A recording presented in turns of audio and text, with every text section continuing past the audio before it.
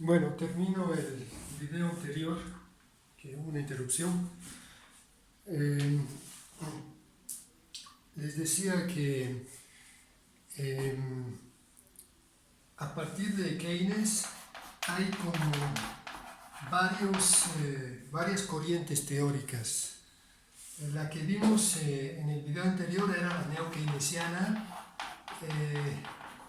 que también se denomina síntesis neoclásica, y es el modelo ISLM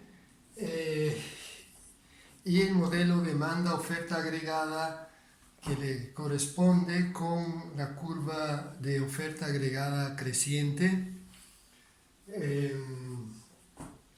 Y entonces la posibilidad de los equilibrios de subempleo, aquí la inflación, aquí la producción, cuando la intersección entre oferta y demanda se da en esta zona, ¿no? Y luego la oferta que llega a ser vertical, y aquí estaría la producción potencial que corresponde a la Nairu. Entonces la síntesis neoclásica acepta la idea de una Nairu, de una barrera al pleno empleo. Bien, pero hay otras interpretaciones, y es muy interesante esta post-keynesiana, donde también se inserta Kalecki. Ahí había quedado el discurso de la trayectoria de este economista polaco muy importante, que en cierta medida fue también precursor de conceptos que se atribuyeron después a Keynes, como el mismo concepto de multiplicador, que Kalecki ya tenía vislumbrado en su trabajo, pero claro, como ingeniero que era y no tenía esa facilidad de redactar, ¿no?, que tenía Keynes, y además no redactaba bien en inglés porque Kalecki era polaco, y entonces, como les decía, sufrió una persecución en su propio país, Polonia, por tener ideas socialistas pero contrapuestas a la de la Unión Soviética, que en ese momento dominaba en esa parte de Europa. Y luego cuando fue a Inglaterra, tampoco tuvo grandes, ofertas de empleo, no fue un profesor de alto prestigio, pero luego, cuando murió, los economistas se dieron cuenta de que había dejado un legado muy importante, ¿no?, y un pensamiento muy avanzado. Y en cierta medida había también evolucionado o precisado cosas que Keynes decía de una forma un poco confusa, como solía hacer él en la teoría general, dejándola a interpretaciones distintas, ¿no? Entonces, de ahí, de Kalecki, se origina el pensamiento post-keynesiano, que luego de Kalecki comprende a Minsky, el teórico post-keynesiano Hyman Minsky, y los de la teoría monetaria moderna, MMT, por su sigla en inglés, que es el chartalismo, que ya lo vimos hablando de dinero, la teoría del dinero. Bueno, entonces, esta corriente teórica rechaza la interpretación de Keynes de la síntesis neoclásica, y esto que decíamos aquí, de que si la oferta agregada es vertical o no. Ellos consideran que el concepto de Nairu es un concepto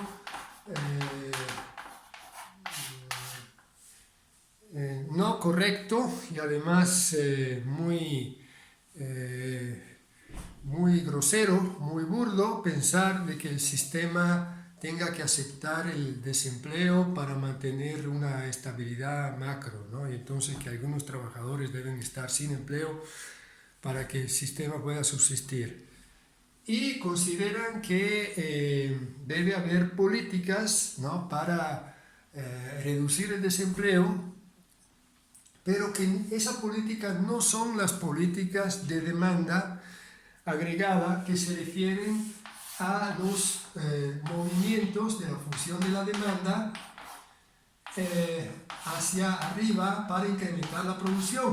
Esas son las llamadas políticas de demanda, ¿no? Esta es la demanda agregada y esta es la oferta agregada, que mueven la demanda agregada hacia afuera e implican incrementos de producción y reducción del desempleo a través de incrementos de gasto público, etc. Entonces, ellos, los post-keynesianos, no piensan en esos tipos de políticas, no aceptan el concepto de Nairu y consideran que el problema del desempleo debe ser enfrentado así de pecho con políticas muy específicas para crear directamente empleo, no indirectamente, como sucede aquí. Incrementamos el gasto público y luego ver si el empleo se crea y cuánto. No, hacer políticas de creación directa. Ahí viene la propuesta del LR o Job Guarantee, trabajo garantizado, o estado empleador de último recurso, de última instancia, que representan, que se puede resumir en lo siguiente. Hay una economía particular que tiene sus reglas de funcionamiento propio del capitalismo, ¿no? Con empresas particulares que invierten, y ahí se genera una parte del empleo.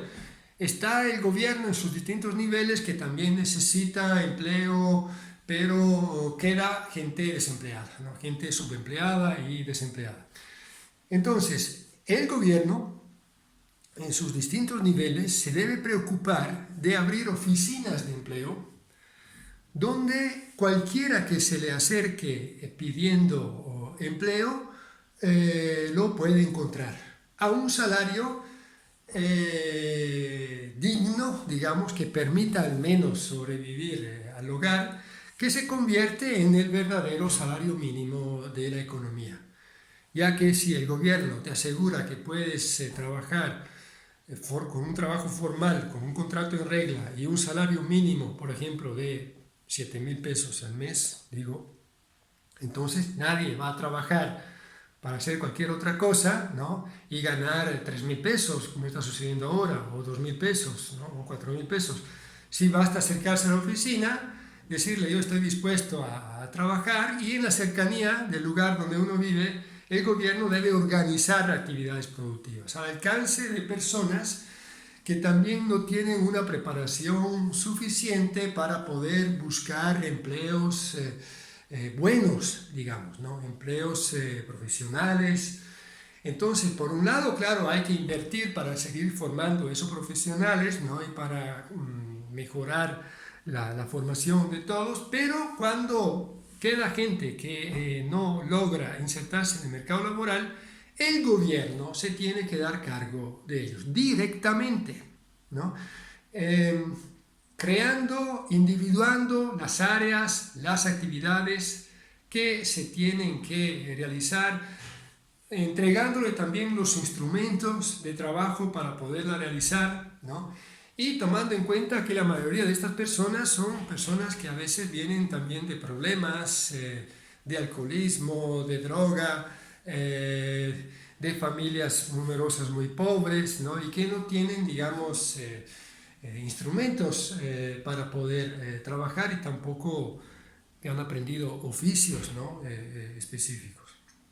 Entonces, bueno, en eso consiste la propuesta de trabajo garantizado, de la cual hay un resumen ahí en el texto, que pretende entonces lograr el pleno empleo, pero repito, dentro de un sistema capitalista, ¿de acuerdo? Esta idea no es una idea, digamos, antisistema y anticapitalista, no es una idea socialista, porque en el socialismo se acababa con la propiedad privada de los medios de producción, se eliminaba la propiedad privada de ellos, y la clase capitalista, ¿no? Y entonces se estructuraba la economía solo a partir del sector público. En este caso no, se mantiene la parte, digamos, productiva de la economía de mercado, pero se ocupa el gobierno de organizar actividades económicas, ¿no?, dentro de esa parte del mundo laboral que se quedaría subempleada o desempleada según las reglas, digamos, ¿no? del capitalismo. Entonces, bueno, dos esferas de la economía que obviamente comunican entre ellos, ¿no? En el sentido que esta, digamos, cantidad de empleos depende de cómo va la economía dentro del sector privado. Por ejemplo, ahora estamos en una gran crisis, ¿no? Se habló de que en los primeros meses se perdieron más de 1 millón de empleos formales y que se están ahora poco a poco recuperando, pero se han recuperado una mínima parte. Entonces, en este caso, el programa, digamos, de empleo garantizado crecería, ¿no? Crecería mucho, eh, porque la economía privada va mal, pero si hay una recuperación luego del sector privado, digamos, el programa de empleo garantizado se reduce porque la gente que está dentro del programa de empleo garantizado en parte migra, ¿no? hacia los empleos formales del sector privado si les gusta más o si les convienen o están mejor remunerados, ¿no? Que los que le ofrece el gobierno. Entonces son como dos mercados entre ellos comunicantes. Sobre esto está el trabajo que publiqué con Elmar y está el artículo que fue aceptado en el trimestre económico y que con Karin y Elmar que va a salir en enero del próximo año.